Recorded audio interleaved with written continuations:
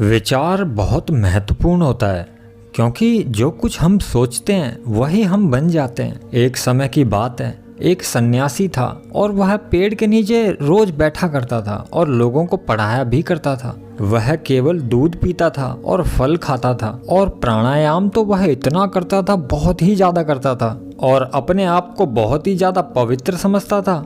और उसी गांव में एक उल्टा स्त्री भी रहती थी और सन्यासी जो था वह रोज सन्यासी उस स्त्री के घर जाता और एक चेतावनी देता और रोज उसके घर के सामने बोलता कि दुष्टता तुझे नरक ले जाएगी। और बेचारी स्त्री जो थी वह अपने जीवन का ढंग बदल नहीं पाई और वह बदले भी कैसे, क्योंकि उसकी जीविका का तो सिर्फ वही एकमात्र उपाय था। लेकिन इसके बाद भी जब भी वह सन्यासी उसको चेतावनी देने आता तो वह सुनते ही एकदम सहम जाती, डर जाती। भयंकर भविष्य की कल्पना करके वह रोने लगती और प्रभु से प्रार्थना करती कि वह उसे माफ कर दें, क्षमा कर दें, क्योंकि वे काम करने के लिए विवश थी। फिर कालांतर में उल्टा स्त्री और सन्यासी दोनों ही मर गए। स्वर्ग के दूत आए और उसे स्वर्ग ले गए, जबकि सन्यासी की आत्मा को यमदूत ने पकड़ लिया। वह चिल्लाया, ऐसा क्यों कर रहे हो? क्या मैंने पवित्रतम उत्तम जीवन नहीं जिया और मैंने दूसरे मनुष्यों को पवित्र रहने की शिक्षा नहीं दी क्या? मैं नरक में क्यों जाऊंगा जबकि वह उल्टा स्त्री स्वर्ग ले जाई जा रही है? यमदूतों ने उत्तर दिया, क्योंकि जब वह अपवित्र कार्य करने के लिए विवश थी लेकिन फिर भी उसका मन सदैव भगवान में ही लगा रहता था। वह मुक्ति मांगती थी और अब जो उसे वह मुक्ति मिल रही है। किंतु इसके विपरीत तुम हमेशा पवित्र काम तो करते थे, परंतु अपना मन हमेशा दूसरों की दुष्टता पर ही लगाए रखते थे। तुम केवल पाप को ही देखते थे और केवल पाप के बारे में ही विचारते रहते थे और यही वो वजह है, इसलिए तुम्हें उस स्थान पर जाना पड़ रहा है जहाँ केवल पाप ही जाता है। तो देखा जाए इस कहानी की शिक्षा जो है वो एकदम स्पष्ट है। बाहरी जीवन बहुत ही कम महत्वपूर्ण होता है, हृदय को शुद्ध होना चाहिए और शुद्ध हृदय केवल शुभ को ही देखता है, शुभ कर्म ही करता है और शुभ कर्म ही देखता है, विचारता है। वह अशुभ चीजों के बारे में कभी नहीं सोचता। हमें मनुष्य जाति के अभिभावक बनने की कभी कोशिश नहीं करनी चाहिए और ना ही कभी पापियों को सुधार करने वाले के रूप में मंच पर खड़ा होना चाहिए। अच्छा यही होगा कि यदि हम अपने आप को पवित्र करें और इसके फलस्वरूप आपको देखने को मिलेगा कि दूसरे भी आपकी सहायता करने लगेंगे और आपकी बात मानने लगेंगे। और यही बात तर्क के विषय में है। वह अतर्क से प्रारंभ होकर और फिर अतर्क में ही समाप्त हो जाती है। यदि हम जिज्ञासा को इंद्रिय जन्य बोध के क्षेत्र में बहुत दूर तक ले जाएं, तो हम बोध से परे एक स्तर पर पहुंच जाएंगे।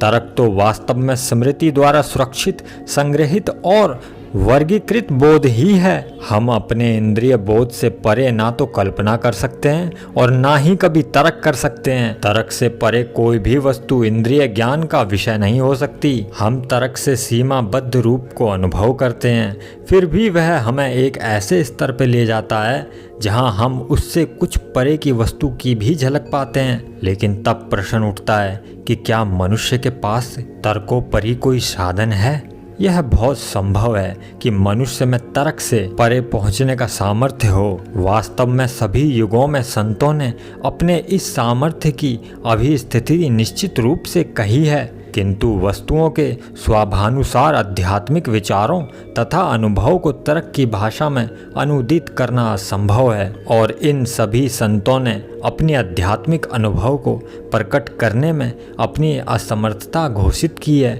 सचमुच भाषा उन्हें शब्द नहीं दे सकती ताकि केवल यह कहा जा सके कि यह वास्तविक अनुभव है और सभी के द्वारा प्राप्त किए जा सकते हैं। केवल इसी प्रकार वे अनुभव जाने जा सकते हैं, किंतु वे कभी वर्णित नहीं किए जा सकते।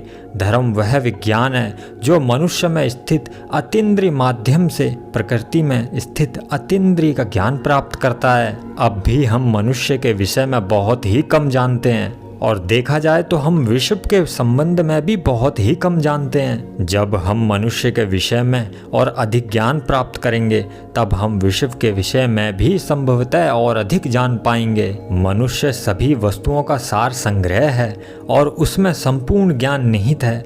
विश्व के केवल उस अति शुद्र भाग के विषय में जो हमारे इंद्रिय बोध में आता है हम कोई तर्क ढूंढ सकते हैं। हम किसी मूलभूत सिद्धांत के लिए कोई तर्क नहीं उठा सकते। किसी वस्तु के लिए तर्क उठाना केवल मात्र उस वस्तु का वर्गीकरण करना और दिमाग के एक दरवे में उसे डाल देना है। जब हम किसी नए तथ्य को पाते हैं तो हम तुरंत उसको संभाल के रखने की कोशिश करते हैं और इसी प्रयत्न का नाम है तर्क। जब हम उस तथ्य को किसी वर्ग विशेष में रख पाते हैं तो कुछ संतोष मिलता है, किंतु इस वर्गीकरण के द्वारा हम भौतिक स्तर से कभी भी ऊंचे नहीं जा सकते। यहाँ तक तो आधुनिक अज्ञेयवाद स्वीकार करता है, किंतु वेद इस नकारात्मक पक्ष से और परे जाते हैं और स्पष्टतम शब्दों में दृढ़ता के साथ कहते हैं कि मनुष्य और इंद्रियबद्ध जड़ जगत के परे पहुंची जा सकती है एवं अवश्य पहुंचती है। वह मानो इस विशाल हिमराशि रूप जगत में रंध्र पा सकता है और उसके द्वारा निकलकर जीवन के पूर्ण महासागर तक पहुंच सकता है। इंद्रियां संबंधी संसार का इस प्रकार अतिक्रमण करके ही वह अपने सत्य स्वरूप को पहचान सकता है और उसका साक्षात्कार कर सकता है। ज्ञान कभी इंद्रिय जन्य ज्ञान नहीं होता। हम ब्रह्मा को विषयता जान नहीं सकते, किंतु हम पूर्णतः ब्रह्मा ही हैं। उसके एक खंड मात्र नहीं, अशरीर वस्तु कभी विभाजित नहीं की जा सकती। आभासिक नानात्व काल और देश की दृष्टिगत होने वाला है। जैसा हम सूर्य को लाखों ओस बिंदुओं में प्रतिबिंबित देखते हैं, यद्यपि हम जानते हैं कि सूर्य तो एक ही है, अनेक नहीं। ज्ञान में हम नानात्व त्यागना होता है और केवल एकत्व का अनुभव करना होता है। यही विषय है, यही विषय ज्ञान, ज्ञाता, ज्ञेय, तू, वह अथवा मैं नहीं है, केवल एक पूर्ण एकत्व ही है। हम सदैव वही हैं। मनुष्य कार्य कारण द्वारा बंधा हुआ नहीं है। दुख और कष्ट मनुष्य के अंदर नहीं है। वे तो भागते हुए बादल के समान होते हैं जो सूर्य पे अपनी परछाई डालते हैं। बादल हट जाता है पर सूर्य अपरिवर्तित रहता है, और यही बात है मनुष्य के विषय में। वह उत्पन्न नहीं होता, वह मरता नहीं है, वह देश काल में भी नहीं है। यह सब विचार मन के ही प्रतिबिंब हैं, किंतु हम उन्हें भ्रमवश यथार्थ समझ लेते हैं और इस प्रकार उस महिमान्वित प्रक्रिया सत्य को जो विचारों से आच्छादित हुआ है हम नहीं प्राप्त कर सकते।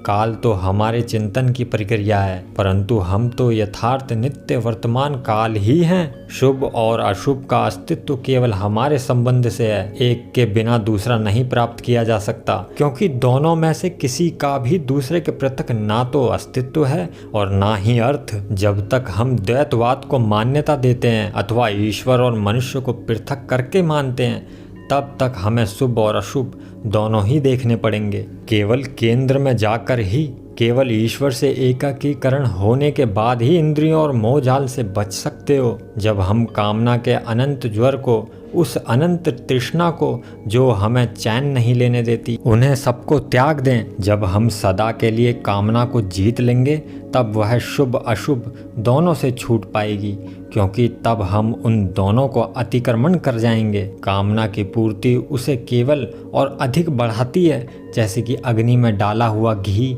उसे और भी तीव्रता से प्रज्वलित कर देता है। चक्र जितना ही केंद्र से दूर होगा उतना ही तीव्र चलेगा और उतना ही उसे कम विश्राम मिलेगा। केंद्र के निकट जाओ, कामना का दमन करो, उसे बाहर निकाल दो, मिथ्या अहंकार को त्याग दो, तब हमारी दिव्य दृष्टि खुल जाएगी और हम ईश्वर का दर्शन करेंगे।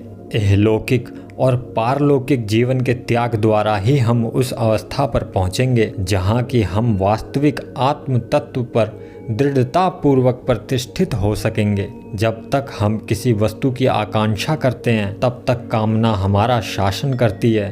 केवल एक क्षण के लिए वास्तव में आशाहीन हो जाओ और कोहरा साफ हो जाएगा, क्योंकि जब तक कोई स्वयं सत्य स्वरूप है तो वह किसकी आशा करेगा। ज्ञान का रहस्य है सब कुछ का त्याग और स्वयं में ही परिपूर्ण हो जाना। आत्मा की उपासना करो और सोचो ऐसा कुछ है ही नहीं जो हमें बंधन में डालता है।